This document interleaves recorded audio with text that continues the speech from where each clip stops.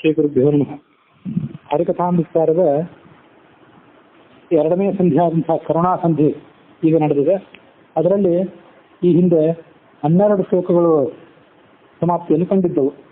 ಶ್ಲೋಕದ ಸಂಖ್ಯೆ ಕೆಲವು ಬಾರಿ ಹಿಂದು ಮುಂದೆ ಆಗಿರುವಂತಹ ಸಾಧ್ಯತೆ ಇದೆ ಕೆಲವು ಬೇರೆ ಬೇರೆ ಪುಸ್ತಕಗಳಲ್ಲಿ.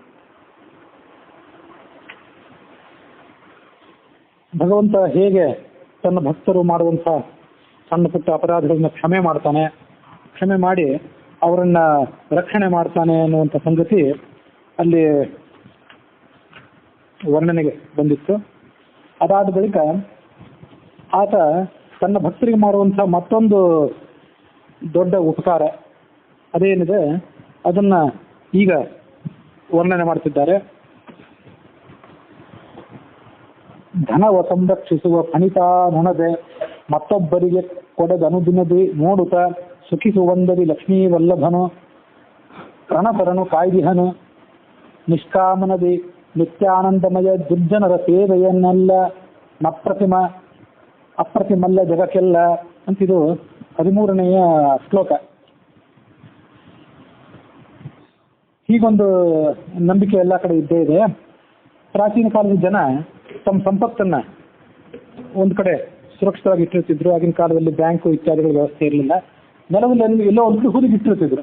ಅದು ಯಾರಿಗೆ ಅದೃಷ್ಟ ಇದೆ ತಾವು ಅವರ ಪರಂಪರೆಯಲ್ಲಿ ಬಂದವರಿಗೆ ಅವರಿಗೆ ಸಿಗಲಿ ಅನ್ನೋ ಕಾರಣಕ್ಕಾಗಿ ಅದನ್ನ ಸರ್ಪಗಳು ಕಾಯ್ತಾ ಇರ್ತವೆ ಅಂತ ಹೀಗೊಂದು ನಂಬಿಕೆ ಇದೆ ಎಲ್ಲ ಕಡೆ. ಆ ಸರ್ಪ ಆ ನಿಧಿಯನ್ನು ಸಂರಕ್ಷಣೆ ಮಾಡ್ತಿರ್ತದೆ. ಅದಕ್ಕಂತೂ ಆ ಸಂಪತ್ತು ಬೇಕಾಗಿಲ್ಲ. ಅದನ್ನ ಮತ್ತೊಬ್ಬರಿಗೂ ಕೊಡೋದಿಲ್ಲ. ಅನುದಿನ ನೋಡಿ ನೋಡಿ ಸುಖ ಪಡ್ತಿರ್ತದೆ. ಯಾರಿಗೆ ಕೊಡಬೇಕೋ ಅವರಿಗೆ ಕೊಡ್ತಿರ್ತದೆ ಅದು. ಅದರಂತೆ ಈ ಭಗವಂತ ತನಗೆ ಶರಣ ಬಂದ ಭಕ್ತರನ್ನ ಯಾವುದೇ ಪ್ರತಿಫಲ ಅಪೇಕ್ಷೆ ಇಲ್ಲದೆ ಕಾಯ್ತಾನೆ. ಹಾವಿಗೆ ಆ ಸಂಪತ್ತು ಬೇಕಾಗಿಲ್ಲ, ಬಂಗಾರ ಬೇಕಿಲ್ಲ ಹೇಗೋ ಹಾಗೆ ಭಗವಂತನಿಗೆ ಈ ಭಕ್ತರನ್ನ ಕಾಯ್ದಿದ್ದಕ್ಕೆ ಪ್ರತಿಫಲವಾಗಿ ಏನು ಸಿಗಬೇಕಾದಂಥ ಪ್ರಯೋಜನ ಇಲ್ಲ. ಅವನು ಸದಾ ಆನಂದಮಯ. ಏನು ಆನಂದ ಸಿಗಬೇಕಾಗಿದೆಯೋ ಅದು ಆತನಿಗೆ ಸಿಕ್ಕಾಗಿದೆ. ಆದ್ರಿಂದ ಭಕ್ತರನ್ನು ಕಾಯಲಿಕ್ಕೆ ಅವನಿಗೆ ಪ್ರಯೋಜನ ಇಲ್ಲ. ಆದರೆ ದುರ್ಜನರು ಮಾಡುವಂಥ ಸೇವೆಯನ್ನು ಮಾತ್ರ ಎಂದೂ ಮೆಚ್ಚೋದಿಲ್ಲ ಅವನು. ಅದು ಅವನಿಗೆ ಬೇಕಾಗಿಲ್ಲ. ಸಕಲ ಜಗತ್ತಿನಲ್ಲಿ ಆತನಿಗೆ ಸಾಟಿ ಆದವರೇ ಇಲ್ಲ. ಅಷ್ಟು ಅದ್ಭುತವಾದಂತಹ ಶಕ್ತಿ ಆತನದ್ದು.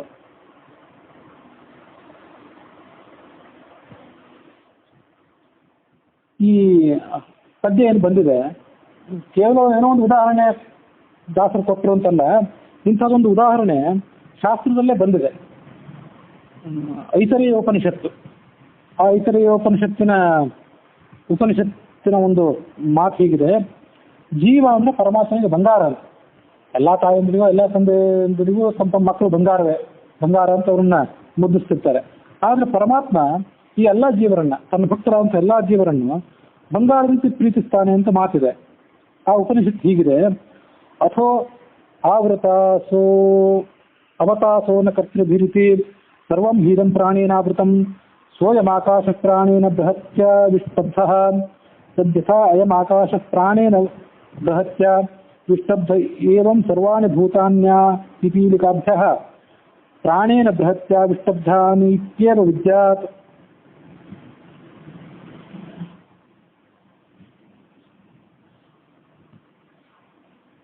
ಈ ಸಕಲ ಪ್ರಪಂಚ ಏನಿದೆ ಅದು ಈ ನಾರಾಯಣನಿಂದ, ಚಿತ್ತ ಪ್ರಕೃತಿಯಿಂದ ಮತ್ತು ವಾಯುವಿನಿಂದ ಧರಿಸಲ್ಪಟ್ಟಿದೆ. ನಾರಾಯಣನು ಜಗತ್ತನ್ನ ಧಾರಣೆ ಮಾಡಿದ್ದಾನೆ. ಅವನೇ ಮೂಲ ಕಾರಣ ಆಗಿದ್ದಾನೆ. ಅವನಾದ ಬಳಿಕದ ಸ್ಥಾನ ಏನಿದೆ ಅದು ಚಿತ್ ಪ್ರಕೃತಿಗೆ. ಅದು ಕೂಡ ಪರಮಾತ್ಮನ ಆಜ್ಞೆಯಂತೆ ಈ ಜಗತ್ತೆಲ್ಲವನ್ನು ಕೂಡ ಧಾರಣೆ ಮಾಡಿದೆ. ಅದಾದ ಬಳಿಕದ ಸ್ಥಾನ ವಾಯುವಿಗೆ. ವಾಯು ಕೂಡ ಅದನ್ನ ಬಹಳ ಜೋಪಾನದಿಂದ ಈ ಜಗತ್ತನ್ನ ಧಾರಣೆ ಮಾಡಿದ್ದಾರೆ. ಅದು ಹೇಗೆ ಅಂತಂದ್ರೆ,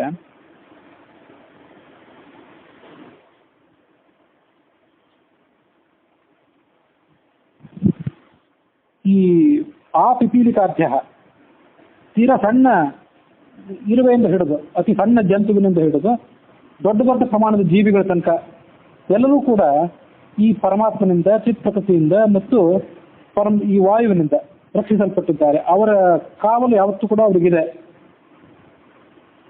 ಭೂರಂಧ್ರಗಳು ಅಂತ ಹೀಗೊಂದು ಮಾತು. ಅವತಾಸೋನ ಕರ್ತೃಭಿರಿತಿ ಸರ್ವಂ ಹೀದಂ ಪ್ರಾಣೇನ ಆವೃತಂ. ಭೂಮಿಯಲ್ಲಿ ರಂಧ್ರಗಳು ಇರ್ತಾವಲ್ಲ, ರಂಧ್ರಗಳು ಅಂತಂದ್ರೆ ಒಳಗಿನ ತೂತುಗಳು. ಆ ತೂತಿನಲ್ಲಿ ಸಂಪತ್ತು ಇರ್ತದೆ. ಆ ಸಂಪತ್ತನ್ನ ಧನಿಕರು ರಕ್ಷಣೆ ಮಾಡ್ತಾ ಕೂತಿರ್ತಾರೆ. ತಮಗೆ ಬೇಕಾದಂಥ ಸಂಪತ್ತನ್ನ ಇಟ್ಟು ಮುಂದಿನವ್ರಿಗೆ ಯಾರಿಗೋ ಸಿಗಬೇಕು ಅಂತ ಅವರು ಕಾಯ್ದಿರ್ತಾರೆ. ಅದರಂತೆ ಈ ಜಗತ್ತೆಲ್ಲವೂ ಕೂಡ ಈ ಪರಮಾತ್ಮನಿಂದ ರಕ್ಷಿತ ಆಗಿದೆ, ಲಕ್ಷ್ಮೀದೇವಿಯಿಂದ ರಕ್ಷಿತ ಆಗಿದೆ ಮತ್ತು ಪ್ರಾಣವೆಂದರೂ ಕೂಡ ರಕ್ಷಿತ ಆಗಿದೆ ಅಂತ ಒಂದು ಮಾತು. ಇಲ್ಲಿ ಬಂಗಾರ ಪರಮಾತ್ಮ ಅಂತ ಸ್ಪಷ್ಟವಾಗಿ ಮಾತು ಬರಲಿಲ್ಲ. ಅದಕ್ಕೆ ಋಗ್ವೇದದ ಮತ್ತೊಂದು ಮಂತ್ರ ಹೀಗೆ ಕಂಡು ಬಂದಿದೆ. ಅಪ್ರಕ್ಷಿತಂ ವಸುವಿದರ್ಶಿ ಹಸ್ತಯೋ ಅಷಾಢಂ ಸಹಸ್ತನ್ವಿಷ್ಠುತೋ ದಧೆ ಆವೃತಾಸೋವತಾಸೋ ನ ಕರ್ತೃಭಿಸ್ತನೂಷು ತೇ ಕೃತವ ಇಂದ್ರ ಭೂರಯ. ಪರಮಾತ್ಮನ ಇಂಥ ಸ್ತೋತ್ರಗಳಿಂದ ನಾವು ಪ್ರಾರ್ಥನೆ ಮಾಡಬೇಕು. ವಿಷ್ಣುವೇ ಇಂದ್ರ ಅಂತಿದೆ. ಇಂದ್ರ ಅಂತಂದ್ರೆ ದೇವತೆಗಳ ರಾಜನಾದ ಇಂದ್ರ ಅಂತ ಅರ್ಥ ಅಲ್ಲ. ವೇದಗಳಲ್ಲಿ ಕನಿಷ್ಠ 3 ಅರ್ಥಗಳಿವೆ. ಮುಖ್ಯಾರ್ಥ ಪರಮಾತ್ಮ, ಇದು ಐಶ್ವರ್ಯ ಅಂತ ಧಾತು. ಎಲ್ಲ ಜಗತ್ತಿಗೂ ಒಡೆಯನಾದಂತಹ ಎಲ್ಲ ಐಶ್ವರ್ಯಕ್ಕೂ ಸ್ವಾಮಿಯಾದಂತಹ ಭಗವಂತನೇ. ಅದಾದ ಬಳಿಕ ವಾಯುವೇ, ನೀವು ನಿಮ್ಮ ಕೈಯಲ್ಲಿ ಏನು ಹಿಡ್ಕೊಂಡಿದ್ದೀರಿ? ಸಂಪತ್ತನ್ನು ಹಿಡ್ಕೊಂಡಿದ್ದೀರಿ. ಒಂದು ಕಡೆ ಜ್ಞಾನ ಸಂಪತ್ತಿದೆ, ಒಂದು ಕಡೆ ಧನ ಸಂಪತ್ತಿದೆ. ಪರಮಾತ್ಮನ ಹೀಗೆ ಧ್ಯಾನ ಮಾಡಬೇಕು. 2 ಕೈ ಹಿಡ್ಕೊಂಡು ಅಂತ ನಾನಾ ಥರದ ರೂಪಗಳು ಭಗವಂತನಿಗೆ. ಅಪ್ರಕ್ಷಿತಂ ವಸ್ತು, ಅಪ್ರಕ್ಷಿತಂ ವಸು. ಅಪ್ರಕ್ಷಿತಂ ಅಂದ್ರೆ ನಾಶವಿಲ್ಲದೆ ಇದ್ದಂತಹ, ವಸು ಅಂದ್ರೆ ಸಂಪತ್ತು.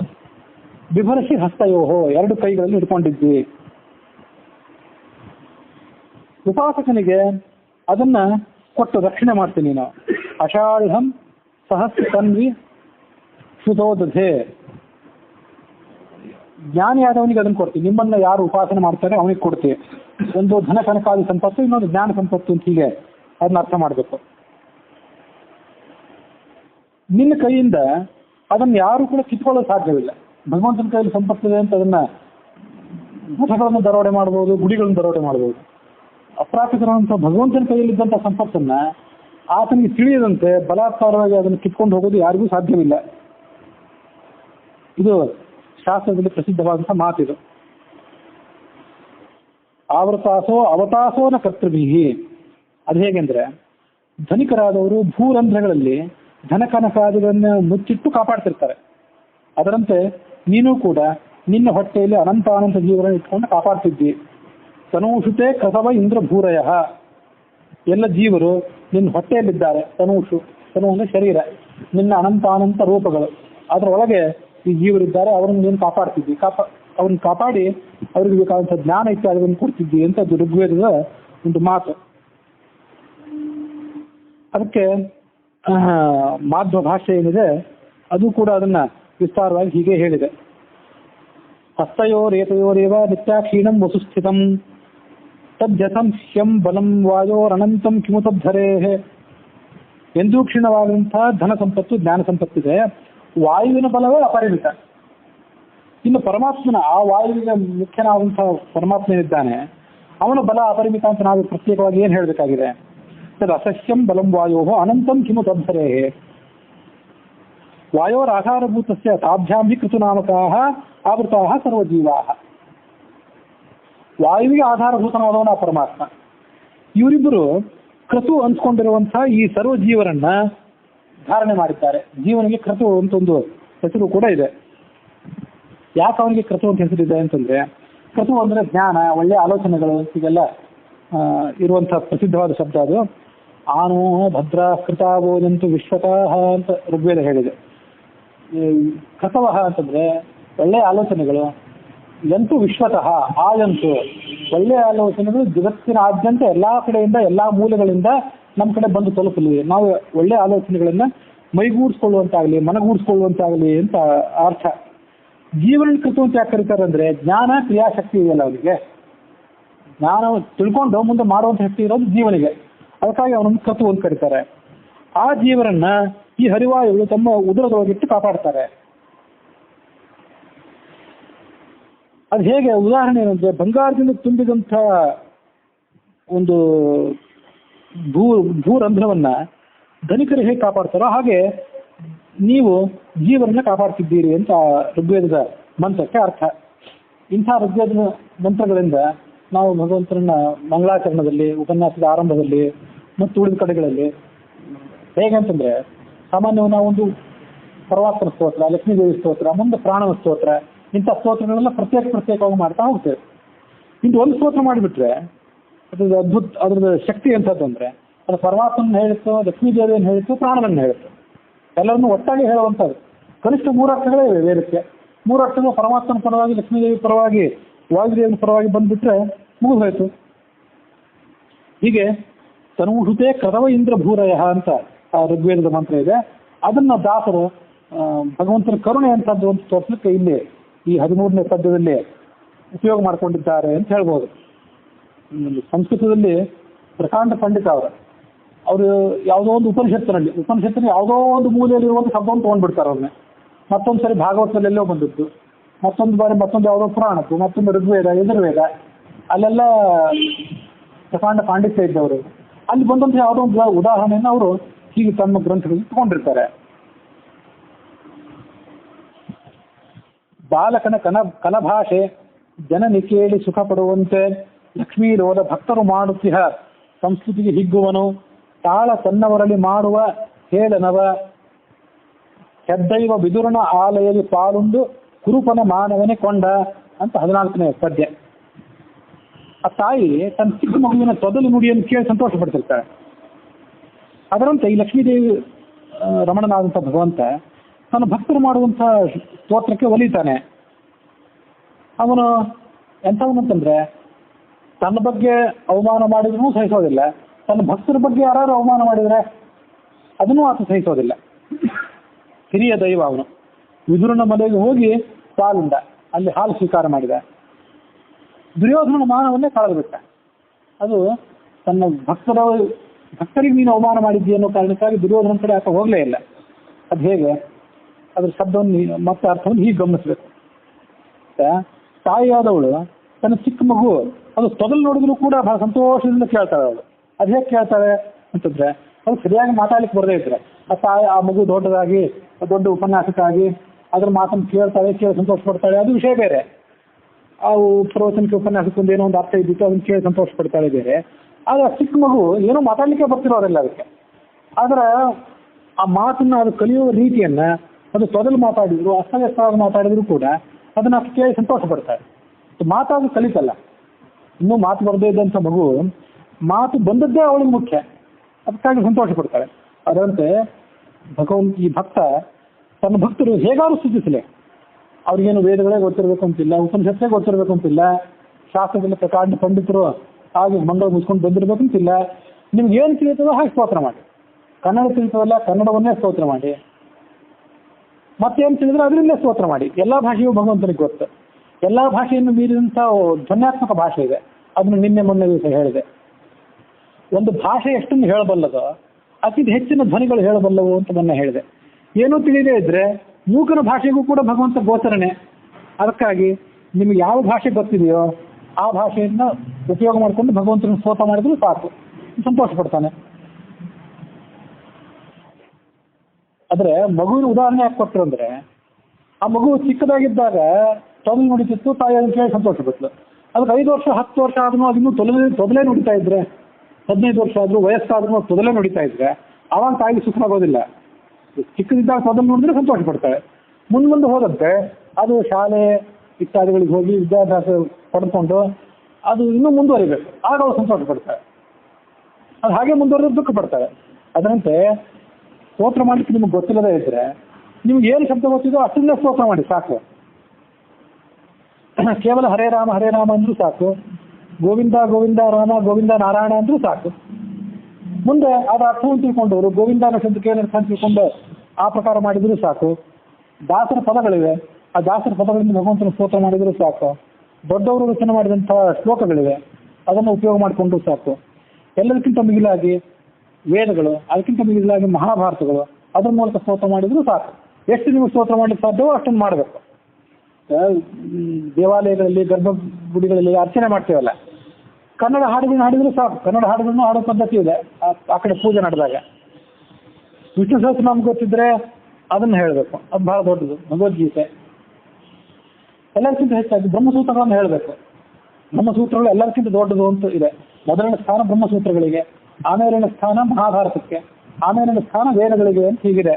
ಅದಕ್ಕಾಗಿ ವೇದ ಮಂತ್ರಗಳನ್ನು ಹೇಳಬೇಕು. ಅದಕ್ಕಿಂತ ಮಿಗಿಲಾಗಿ ವಿಷ್ಣು ಸಹಸ್ರನಾಮವನ್ನು ಹೇಳಿ ಭಗವಂತನಿಗೆ ಅರ್ಚನೆ ಮಾಡಬೇಕು. ಅದಕ್ಕಿಂತ ಮಿಗಿಲಾಗಿ ಬ್ರಹ್ಮಸೂತ್ರಗಳಿವೆ ಅಲ್ಲ, ಓಂ ಅಥಾತೋ ಬ್ರಹ್ಮ ಜಿಜ್ಞಾಸ ಅಂತಿದೆ. ಜಿಜ್ಞಾಸ ಅದು ಪರಮಾತ್ಮನ ಜಿಜ್ಞಾಸೆ ಮಾಡಬೇಕು. ಶಾಸ್ತ್ರ ಯೋನಿತ್ವ ಯಾರೋ ಪರಮಾತ್ಮ ಈ ಜಗತ್ತಿಗೆಲ್ಲ ಕಾರಣನಾಗಿದ್ದಾನೋ ಅವನು ಶಾಸ್ತ್ರದಿಂದ ಪ್ರತಿಪಾದ್ಯನಾಗಿದ್ದಾನೆ ಅಂತ ಮುಂದಿನ ಸೂತ್ರ, 2ನೇ 3ನೇ ಸೂತ್ರಗಳು. 564 ಸೂತ್ರಗಳಿವೆಯಲ್ಲ, ಅದಕ್ಕೆಲ್ಲ ಆ ಮೂಲ ಶಬ್ದವನ್ನು ಸ್ವಲ್ಪ ಬದಲಾವಣೆ ಮಾಡಿಕೊಂಡು ಚತುರ್ಥಿ ವಿಭಕ್ತಿಯನ್ನು ಹಚ್ಚಿ ನಮಃ ಅಂತ ಒಂದು ನಮಸ್ಕಾರವನ್ನು ಸೇರಿಸಿ ಜಿಜ್ಞಾಸಾ ವಿಷಯಾಯ ನಮಃ, ಆಮೇಲೆ ಜನ್ಮಾದ್ಯಸೇತ ಅಂತ ಮುಂದಿನ ಸೂತ್ರ. ಈ ಜಗತ್ತಿನ ಜನ್ಮವು ಯಾರಿಂದ ಆಗ್ತದೋ ಅವನನ್ನು ಜಿಜ್ಞಾಸೆ ಮಾಡ್ರಿ ಅಂತ ಮುಂದಿನ ಸೂತ್ರ ಇದೆ. ಅದಕ್ಕೆ ಜಗಜ್ಜನ್ಮಾದಿ ಕಾರಣಾಯ ನಮಃ, ಶಾಸ್ತ್ರಯೋನಿ ಅಂತ ಮುಂದಿನ ಸೂತ್ರ, ಶಾಸ್ತ್ರಯೋನವೇ ನಮಃ, ಶಾಸ್ತ್ರ ಪ್ರತಿಪಾದ್ಯಾಯ ನಮಃ ಅಂತ ಹೀಗೆ ಮಾಡೋದಿದೆ. ಹೀಗೆ ಜನ್ಮಾದ್ಯಸೇತಃ ನಮಃ, ಜಿಜ್ಞಾಸಾ ವಿಷಯಾಯ ನಮಃ ಅಂತ ಹೇಳ್ತಾ ಒಂದು ತುಳಸಿಯನ್ನು ಹಾಕಿದೆ. ಜಗಜ್ಜನ್ಮಾದಿ ಕರ್ತೃ ನಮಃ ಅಂತ ಹೇಳಿ ಮತ್ತೊಂದು ತುಳಸಿಯನ್ನು ಹಾಕಿದೆ. ಆಮೇಲೆ ಶಾಸ್ತ್ರ ಪ್ರತಿಪಾದ್ಯಾಯ ನಮಃ ಅಂತ ಹೇಳಿ ಮತ್ತೊಂದು ತುಳಸಿಯನ್ನು ಹಾಕಿದೆ. ಹೀಗೆ ಮಾಡ್ತಾ ಹೋಗ್ಬೇಕು, ಅದ್ರ ಅರ್ಥವನ್ನು ತಿಳ್ಕೊಳ್ತಾ ಹೋಗ್ಬೇಕು. ಇದು ಮನುಷ್ಯ ಬೆಳೀತಾ ಹೋಗ್ಬೇಕಂತ ಹಂತಗಳನ್ನ ಆ ಮಗುವಿನ ಉದಾಹರಣೆಯಿಂದ ಅವ್ರು ತೋರಿಸಿದ್ದಾರೆ ದಾಸರು.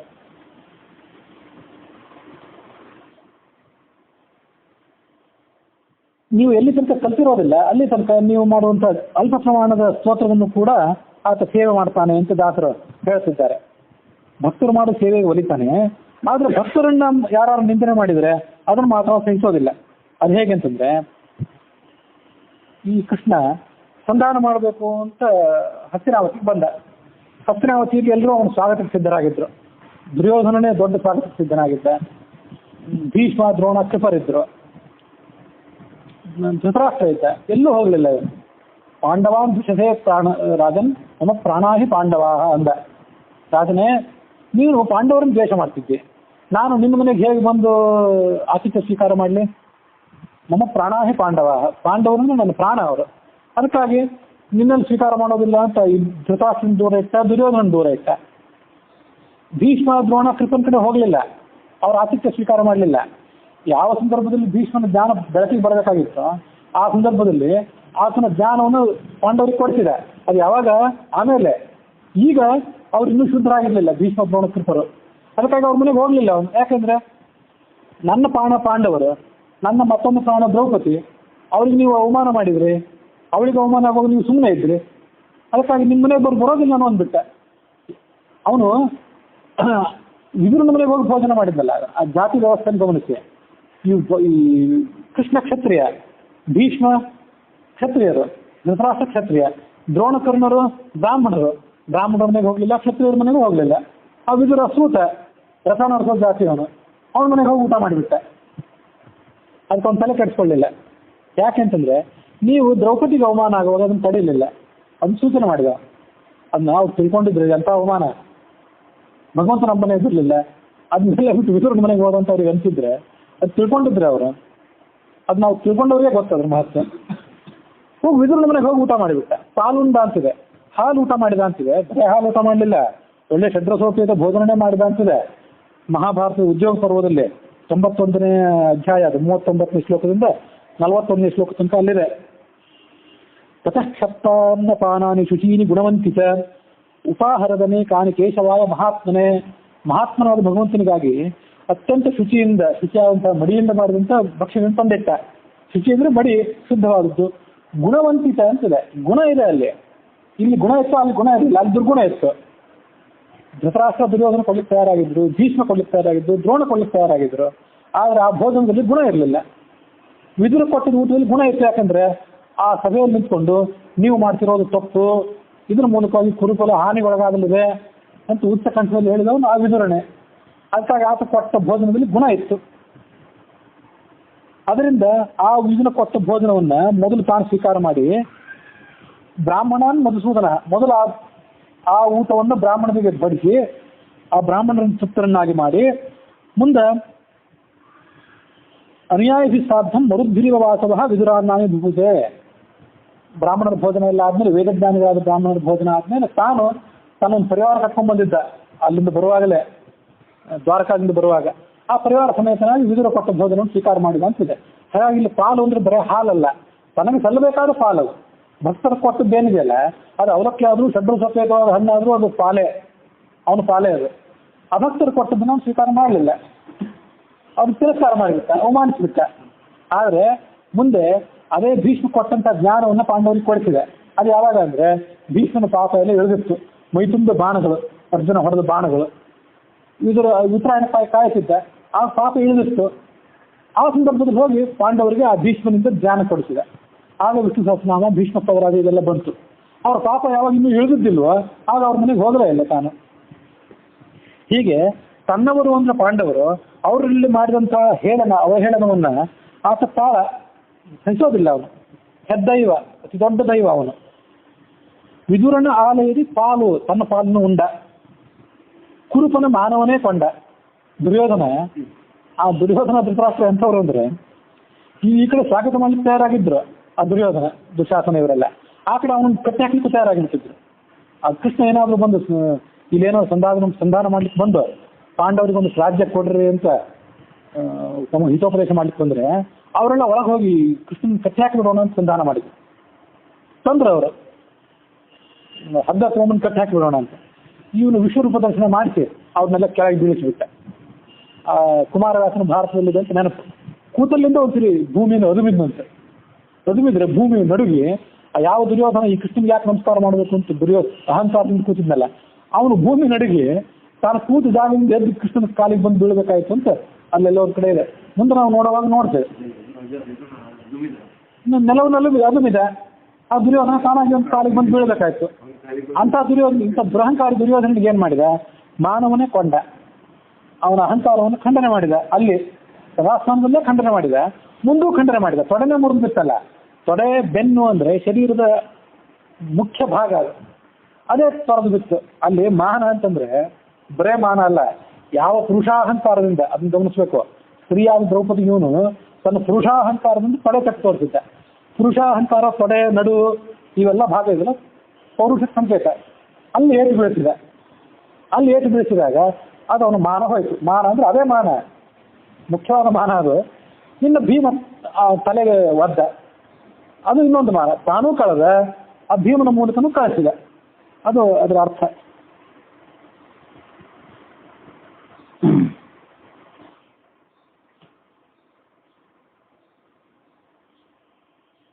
ಕುರುಪತಿಯ ಭೋಜನವನ್ನು ಸ್ವೀಕರಿಸಿದನು. ವಿದುರನ ತನ್ನ ಬಾಕುಳಿನಂದದಲ್ಲಿ ತೋರಿದ ಭಕ್ತವತ್ಸರನಂತ ಮುಂದೆ ಇದೇ ದಾಸರು ಮತ್ತೊಂದು ಕಡೆ ಹೇಳ್ತಾರೆ ಅಲ್ಲಿ.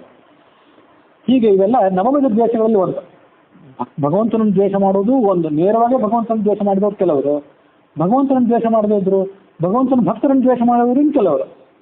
ಅದು ಕೂಡ ತಪ್ಪೆ ಅನ್ನೋದ್ರ ಹಿಂದೆ ತಾತ್ಪರ್ಯ ನಿರ್ಣಯದಲ್ಲಿ ಬಂದಿತ್ತು. ಮಹಾಭಾರತ ತಾತ್ಪರ್ಯ ನಿರ್ಣಯದಲ್ಲಿ 1ನೇ ಅಧ್ಯಾಯದಲ್ಲಿ 111ನೇ ಶ್ಲೋಕದಲ್ಲಿ ಬಂದಿರ್ತದೆ. ಎಷ್ಟು ವಿಧದ ಭಕ್ತಿಗಳಿವೆ, ಎಷ್ಟು ವಿಧದ ದ್ವೇಷಗಳಿವೆ ಅಂತ ಬಂದಿತ್ತು. ಅದು ನಮ್ಗೆ ಹೇಳಿದ್ದೆ.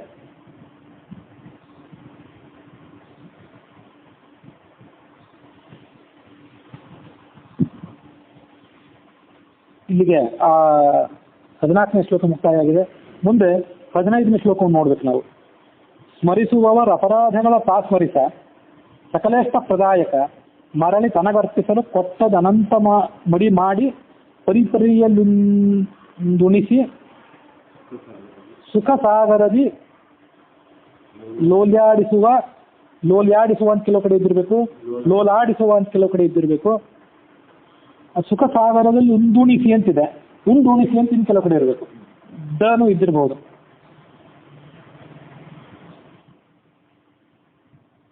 ಸುಖ ಸಾಗರದಿ ಲೋಲ್ಯಾಡಿಸುವ ಮಂಗಳ ಚರಿತ್ರ ಚಿನ್ಮಯ ಗಾತ್ರ ಲೋಕ ಪವಿತ್ರ ಸುಚರಿತ್ರ ಅಂತ ಮುಂದಿನ ಪದ್ಯ.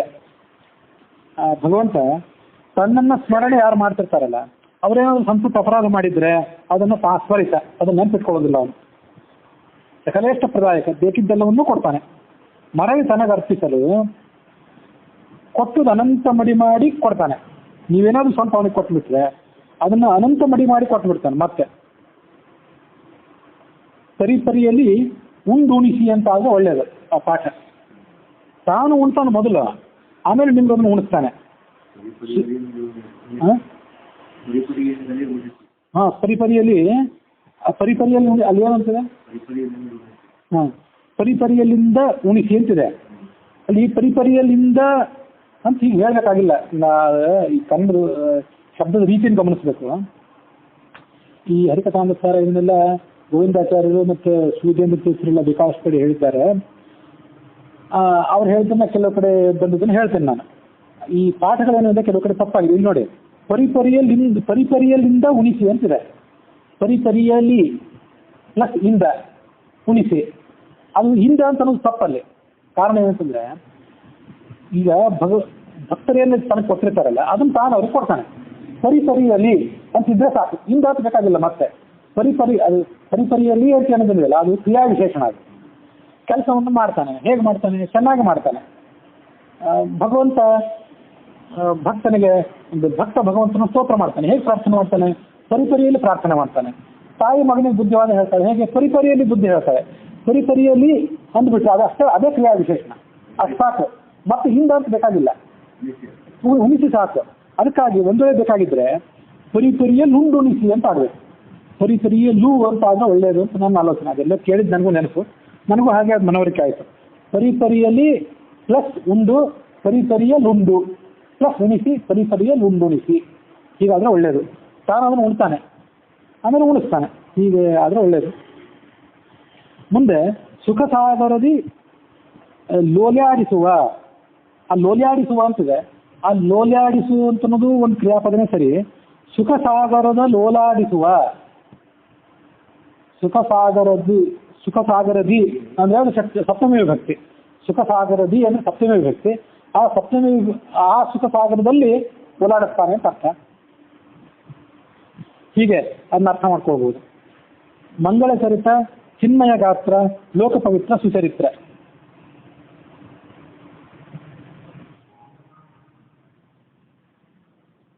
ಇನ್ನೊಂದು ಸುಖ ಸಾಗರದ ಲೋಲಾಡಿಸುವ ಅಂತ ಒಂದು ಪಾಠ ಇದ್ದಂತ ಕಾಣಿಸ್ತದೆ.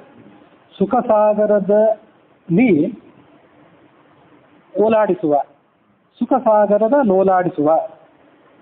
ಸುಖ ಸಾಗರದಿ ಅಂತ ಒಂದು ಶಬ್ದ, ಸುಖ ಸಾಗರದಲ್ಲಿ ಅಂತ ಇನ್ನೊಂದು ಶಬ್ದ, ಅದು ಸಪ್ತಮಿ ವಿಭಕ್ತಿನೇ. ಸುಖ ಸಾಗರದಲ್ಲಿ ಪ್ಲಸ್ ಓಲಾಡಿಸುವ, ಸುಖ ಸಾಗರದ ಲೋಲಾಡಿಸುವ.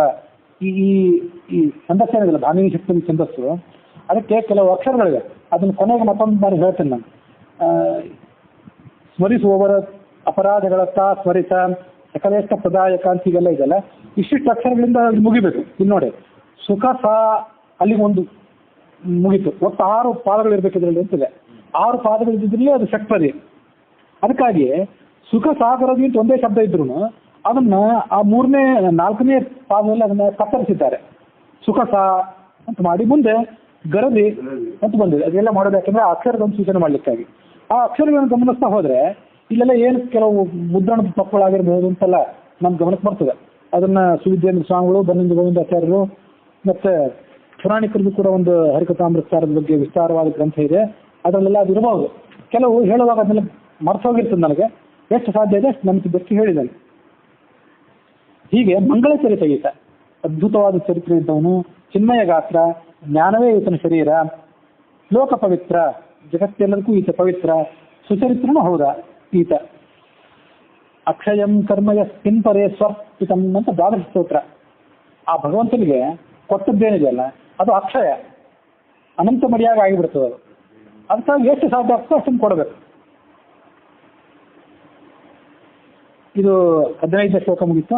ಮುಂದೆ 16ನೇ ಶ್ಲೋಕವನ್ನು ನಾವು ಹೀಗೆ ಕಾಣ್ತೇವೆ.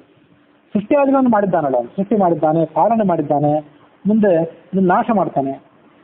ಏನು ಕರುಣಾನಿಧಿಯೋ ಹರಿ ಮತ್ತೇನು ಭಕ್ತ ಪರಾಧೀನನೋ, ಇನ್ನೇನು ಈತನೇ ಧೀರ ಇಚ್ಛಾ ಮಾತ್ರದಲ್ಲಿ ಜಗವ ತಾನೇ ಸೃಜಿಸುವ, ಪಾಲಿಸುವ, ನಿರ್ವಾಣ ಮೊದಲಾದ ಅಖಿಲ ಲೋಕಸ್ಥಾನದಲ್ಲಿ ಮತ್ತವರನ್ನಿಟ್ಟು ಆನಂದಪಡಿಸುವನು ಅಂತ 16ನೇ ಶ್ಲೋಕ.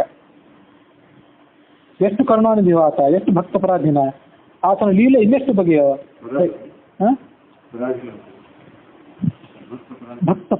ಇಲ್ಲಿ ಭಕ್ತಾಧೀನನು ಅಂತ ಅಷ್ಟೇ ಅಲ್ಲೇ ಅಷ್ಟೇ. ನಾನು ಹೇಳುವಾಗ ಅದು ವಿವರಣೆ ಮಾಡುವಾಗ ಭಕ್ತ ಪರಾಧೀನ ಅಂತ ಹೇಳಿದೆ ಅಷ್ಟೆ. ಅಲ್ಲಿ ಪರಾಧೀನ ಅಂದ್ರೆ ಇನ್ನೊಬ್ಬರಿಗೆ ಅಧೀನ ಅಂತ ಅರ್ಥ, ಭಕ್ತಾಧೀನ ಅಂದ್ರೆ ಭಕ್ತರಿಗೆ ಅಧೀನ ಅಂತ ಅರ್ಥ. ಭಕ್ತ ಪರಾಧೀನ ಅಂತ ಒಂದ್ ವೇಳೆ ಅಂದ್ರೆ ಭಕ್ತರಿಗೆ ಹೆಚ್ಚಾಗಿ ಅಧೀನ ಅಂತ ಈಗ ಅರ್ಥ ಮಾಡ್ಬೋದು. ಶ್ಲೋಕದಲ್ಲಿರೋ ಭಕ್ತಾಧೀನ ಅಂತ ಅಷ್ಟೇ.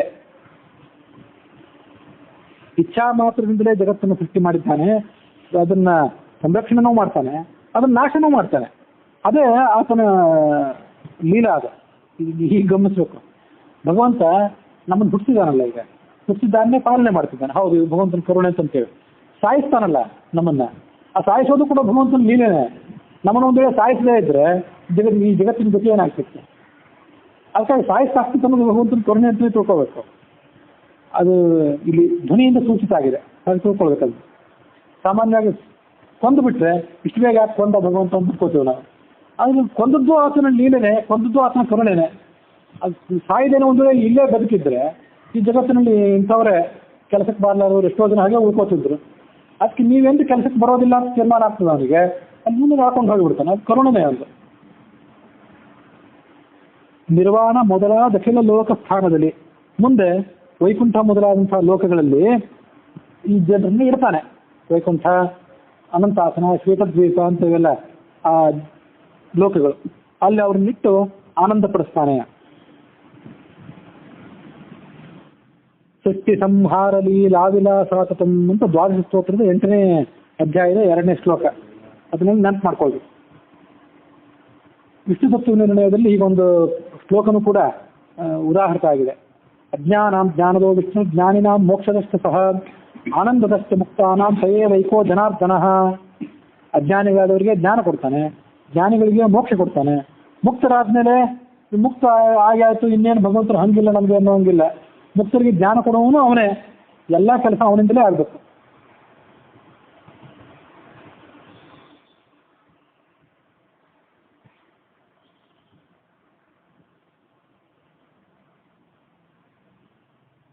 ಇಲ್ಲಿ ನಿರ್ವಾಣ ಮೊದಲಾದ ಅಖಿಲ ಲೋಕಗಳು ಅಂತಿದೆ. ಆ ನಿರ್ವಾಣ ಅಂತಂದ್ರೆ ಈಗ ಅರ್ಥನೂ ಕೂಡ ಮಾಡ್ತಾರಂತೆ. ನಿರ್ವಾಣ ಅಂತಂದ್ರೆ ನಿರ್ಬಾಣ ಅಂದ್ರೆ ಒಂದೇ ಅಂತ. ವ ಮತ್ತು ಬ ಎರಡನ್ನೂ ಕೆಲವು ಬಾರಿ ಒಂದೇ ಅಂತ ಪ್ರಯೋಗ ಮಾಡ್ತಿರ್ತಾರೆ. ನಿರ್ಬಾಣ ಅಂತಂದ್ರೆ, ಬಾಣ ಅಂತಂದ್ರೆ 5 ಅಂತ ಅರ್ಥ ಇಟ್ಕೋಬೇಕು. ಇವೆಲ್ಲ ಕೆಲವು ಸೂಚನೆ. ರಸಗಳು ಅಂದ್ರೆ 6, ರಸ ಅಂತೆಲ್ಲ ಹೇಳಿದ್ರೆ 6 ಅಂತ ತಿಳ್ಕೋಬೇಕು. ಬಾಣ ಅಂದ್ರೆ 5 ಅಂತ ತಿಳ್ಕೋಬೇಕು. ಯಾಕಂತಂದ್ರೆ ಇವು ಮನ್ಮಥನ 5 ಬಾಣಗಳು. ಅರವಿಂದ ಮಶೋಕಂಚ ಶ್ಯೂತಂಚ ನವಮಲ್ಲಿಕ ನಿರೋತ್ಪಲಂಚ ಪಂಚೈಕೆ ಪಂಚಬಾಣಸ್ಯ ಸಾಯಕಾಹ ಅಂತ ಮನ್ಮಥನ 5 ಬಾಣಗಳು. ಹಾಗಾಗಿ ಬಾಣ ಅಂತ ಬಂದ್ರೆ 5 ಸಂಕೇತ. 5 ಅಂದ್ರೆ ಯಾವುದು? ಪಂಚಮಹಾಭೂತಗಳು. ಹೀಗೆಲ್ಲ ಹೇಳ್ತಾರೆ. ಆ 5 ಮಹಾಭೂತಗಳಿಂದ ಹುಟ್ಟಿದಂತ ಈ ಜಗತ್ತು.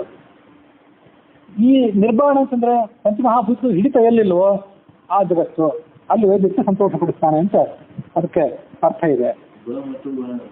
2 ಅಭಿನ್ನ ಅಂತ ಕೆಲವು ಕಡೆ ಹಾಕಿ ಪ್ರಯೋಗ ಮಾಡ್ತಾರೆ.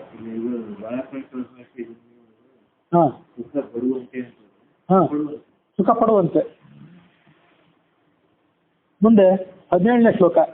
ಜನಪಮೆಚ್ಚಿದರೀವ ಧನವಾಹನ ವಿಭೂಷಣ ವಸನ ಭೂಮಿಯ ತನು ಮನೆಗಳಿತ್ತಾದರಿ ಪರುಂಟೇನೋ ಲೋಕದಳು ಅನವರತ ನೆನೆವರ ಅನಂತಾಸನವೇ ಮೊದಲಾದ ಆಲಯದೇ ಇಟ್ಟಣುಗಲಂದದಲ್ಲವರ ವಶನಾಗುವ ಮಹಾಮಹಿಮ. 17ನೇ ಶ್ಲೋಕ. ರಾಜ, ನಮ್ಮ ಮಾಲೀಕರು ಇವರೆಲ್ಲರಿಗಿಂತ ಹೆಚ್ಚಿನ ಕರುಣಾಮಯ ಆತ ಅಂತ ಹೇಳ್ತಿದ್ದಾರೆ. ಅದು ಹೇಗೆ ಅಂತಂದ್ರೆ, ರಾಜ ಏನ್ ಕೊಟ್ಟಾನೋ ಮೆಚ್ಚಿದ್ರೆ ಧನ ಕೊಡ್ತಾನೆ, ವಾಹನ ಕೊಡ್ತಾನೆ, ಬಗೆ ಬಗೆಯ ಭೂಷಣ ವಸ್ತ್ರ ಕೊಡ್ತಾನೆ, ಭೂಮಿ ಕೊಡ್ತಾನೆ, ತನ್ನ ದೇಹನೇ ಕೊಡ್ತಾನೆ, ತನ್ನ ಮನೆಯನ್ನೇ ಕೊಡ್ತಾನೆ. ತನ್ನ ಮನೆಯಲ್ಲಿ ಒಂದು ಜಾಗದಲ್ಲಿ ನೀರು ಅಂತ ಹೇಳ್ತಾನೆ, ಒಂದು ಕೋಣೆಯಲ್ಲಿ ನೀರಿರುವಂತೆ. ಆದ್ರೆ ಇವನೇನ್ ಮಾಡ್ತಾನೆ ಈ ಭಗವಂತ ಅಂತಂದ್ರೆ, ತನ್ನ ಮನೆಯನ್ನೇ ಕೊಟ್ಬಿಡ್ತಾನೆ. ವೈಕುಂಠ, ಶ್ವೇತದ್ವೀಪ, ಅನಂತಾಸನ ಅನ್ನುವಂಥ ಲೋಕಗಳನ್ನೇ ಕೊಡ್ತಾನೆ. ಮತ್ತೆ ತನ್ನ ಶರೀರವನ್ನೂ ಕೊಡ್ತಾನೆ. ಈ ಶರೀರವನ್ನೇ ಸುಖವ, ಇದರಲ್ಲೇ ಸುಖ ಪಡೋ, ಹೀಗೆ ತಿಳ್ಕೋಬೇಕು. ಇದೆಲ್ಲ ಬಹಳ ದೊಡ್ಡವರಿಗೆ ಸಿಗುವಂಥ ಸುಖ ಇದೆ, ಚತುರ್ಮುಖ ಬ್ರಹ್ಮ ಮೊದಲಾದವರಿಗೆ. ಸತ್ವಾಭಿಮಾನಿ ದೇವತೆಗಳಿಗೆ ಆತ ಸಾಯುಜ್ಯ ಮೋಕ್ಷ ಕೊಡ್ತಾನೆ. ಅವರು ಭಗವಂತನ ಜೊತೆಗೆ ಇದು ಸುಖ ಪಡ್ತಿರ್ತಾರೆ. ಸಾಯುಜ್ಯ, ಸಾಲೋಕ್ಯ, ಸಾರೋಕ್ಯ ಅಂತ ಹೀಗೆಲ್ಲ ಇದೆ. ಕೆಲವರು ಭಗವಂತ ಲೋಕದಲ್ಲಿ ಇರ್ತಾರೆ, ತೀರಾ ಅವನ ಸಮೀಪ ಇರೋದಿಲ್ಲ. ಇನ್ನು ಕೆಲವರು ಆತನ ಇನ್ನು ಕೆಲವು ದೇವತೆಗಳೆಲ್ಲ ಈ ದ್ವಾರಪಾಲಕರು ಇಂಥವರೆಲ್ಲ ಆತನ ಸ್ವರೂಪವನ್ನು ಪಡ್ಕೊತಾರೆ. ಸಾಲೋಕ್ಯ ಅಂದ್ರೆ ಲೋಕದಲ್ಲಿರೋದು, ಸಾಮೀಪ್ಯ ಅಂದ್ರೆ ಸಮೀಪದಲ್ಲಿ ಸುಖ ಪಡೋರು. ಇನ್ನು ಕೆಲವರು ಲೋಕದಲ್ಲಿ ಅಲ್ಲೆಲ್ಲೋ ದೂರದಲ್ಲಿ 1 ಕಿಲೋಮೀಟರ್ ದೂರ, ಸಮೀಪ ಅಂದ್ರೆ ಇಲ್ಲೇ ಭಗವಂತನ ವೈಕುಂಠ ಆ ಭಗವಂತನ ಮಂದಿರ ಇದೆಯಲ್ಲ ಅದು ಸಮೀಪನೇ, ಇನ್ನಷ್ಟು ಸ್ವಲ್ಪ ಹೆಚ್ಚಿನವರಾದ್ರೆ ಅವರು. ಮುಂದೆ ಸಾರೂಪ್ಯ, ಭಗವಂತನಂತೆ ರೂಪ ಪಡ್ಕೊಂಡು ಅಲ್ಲಿ ಸಂಚಾರ ಮಾಡ್ತಿರ್ತಾರೆ ದ್ವಾರಪಾಲಕರು ಮೊದಲಾದವರೆಲ್ಲ. ಮತ್ತೆ ಕೆಲವರು ಸಾಯುಜ್ಯ, ಅವನ ಶರೀರದ ಒಳಗೆ ಸೇರ್ಕೊಂಡು ಸುಖ ಪಡ್ತಿರ್ತಾರೆ. ಮತ್ತೊಂದು ಬ್ರಹ್ಮದೇವರಿಗಿದೆ ಅಂತೆ, ಸರ್ವಾಂಗ ಸಾಯುಜ್ಯ ಅಂತ. ಸಾಯುಜ್ಯಕ್ಕಿಂತ ಹೆಚ್ಚಿನದು ಸರ್ವಾಂಗ ಸಾಯುಜ್ಯ, ಸಾರ್ಷ್ಟಿ ಅಂತಂತಾರೆ ಅದಕ್ಕೆ. ಅದೆಲ್ಲ ಭಾಗವತ ಇತ್ಯಾದಿ ಕಡೆಗಳಲ್ಲಿ ಬಂದಿದೆ. ಅದಕ್ಕೆ ತನ್ನ ಶರೀರವನ್ನೇ ಕೊಡ್ತಾನೆ, ಅದು ಅರ್ಥ. ಅದಕ್ಕೆ ರಾಜ ತನ್ನ ಶರೀರವನ್ನು ಕೊಡ್ಲಿಕ್ಕೆ ಬರೋದಿಲ್ಲ. ನನ್ನ ಶರೀರವನ್ನು ತಗೋ, ಇದನ್ನ ತೊಗೊಂಡು ಎಲ್ಲಿ ಬೇಕಾದ್ರೂ ಸಂಚಾರ ಮಾಡಿ ಬಾ ಅಂತ ರಾಜನಿಗೆ ಕೊಡ್ಲಿಕ್ಕೂ ಸಾಧ್ಯ ಇಲ್ಲ, ಆತ ಕೊಟ್ಟರೆ ಅವ್ನು ಹೊತ್ಕೊಂಡು ಹೋಗ್ಲಿಕ್ಕೆ ಸೇವಕನಿಗೂ ಸಾಧ್ಯ ಇಲ್ಲ. ಆದ್ರೆ ಭಗವಂತ ಹಾಕಿ ಕೊಡ್ತಾನೆ. ಹೀಗೆ ಅಪಾರವಾದಂಥ ಕರುಣೆ ಒಂದು. ಜನಪ ಅಂದ್ರೆ ರಾಜ, ಅವನು ಮೆಚ್ಚಿದರೆ ಧನ, ವಾಹನ, ವಿಭೂಷಣ, ವಸನ, ಭೂಮಿ ಕೊಡ್ತಾನೆ. ತನು ಮನೆಗಳಿತ್ತಾದರಿಪರುಂಟೇನೋ ಲೋಕದಳು. ಈ ಜಗತ್ತಿನಲ್ಲಿ ತನುವನ್ನ, ಮನೆಯನ್ನ ಇಟ್ಟು ಯಾರು ಸುಖ ಕೊಡ್ತಾರ? ಇಲ್ಲ. ಅನವರತ ನೆನೆವರ, ಯಾರು ತನ್ನನ್ನು ಸತತವಾಗಿ ಸ್ಮರಣೆ ಮಾಡ್ತಿರ್ತಾರೋ ಅವರನ್ನ ಅನಂತಾಸನವೇ ಮೊದಲಾದ ಆಲಯದಲ್ಲಿ, ಅನಂತಾಸನ, ವೈಕುಂಠ ಮೊದಲಾದ ಲೋಕಗಳಲ್ಲಿ ಇಟ್ಟು ಅಲ್ಲಿಡ್ತಾನೆ. ಇಟ್ಟು ಅನುಗಲಂಬದಲ್ಲಿ ಅವರಿಗೆ ಅನುಗ ಅಂತಂದ್ರೆ ಮಗ ಅಂತ ಕೂಡ ಒಂದು ಅರ್ಥ ಇದೆ, ಭೃತ್ಯ ಅಂತ ಕೂಡ ಹೀಗೊಂದು ಅರ್ಥ ಇದೆ. ಸಂದರ್ಭದಲ್ಲಿ ಭೃತ್ಯ ಅಂತ ಕೂಡ ಹೀಗಿಲ್ಲ ಅರ್ಥ ಬರೆದಿದ್ದಾರೆ. ಆ ಭೃತ್ಯರಂತೆ ಅವರ ವಶನಾಗಿರ್ತಾನೆ, ಅಥವಾ ಮಗನಂತೆ ಅಂತ ಕೂಡ ಇಟ್ಕೊಳ್ಬಹುದು. ಮಗ ಅಪ್ಪನಿಗೆ ಹೇಗೆ ವಶ ಆಗಿರ್ತಾನೆ ಹಾಗೆ ನೀವು ಹೇಳಿದಂತ ಕೇಳ್ತಾ ನಿಮ್ಮ ಸಮೀಪದಲ್ಲೇ ಇದ್ದು ನಿಮ್ಗೆ ಸಂತೋಷ ಕೊಡ್ತಾನೆ. ಅನುಗರಂಧದಲ್ಲಿ ಅವರ ವಶನಾಗುವ, ಆ ಭಕ್ತರ ವಶನಾಗ್ತಾನೆ. ಆದ್ರಿಂದ ಈತ ಮಹಾಮಹಿಮ ಅಂತ ಹೀಗೆ ಆ ಅರ್ಥ ಅಲ್ಲಿ ಸೂಚಿತ ಆಗಿದೆ ಅನ್ನೋಲ್ಲಿಗೆ ಆ ಹರಿಕಥಾಮೃತಸಾರದ ಕರುಣಾಸಂಧಿಯ 17ನೇ ಪದ್ಯ ಅಲ್ಲಿಗೆ ಸಮಾಪ್ತಿಯನ್ನು ಕಂಡಿದೆ.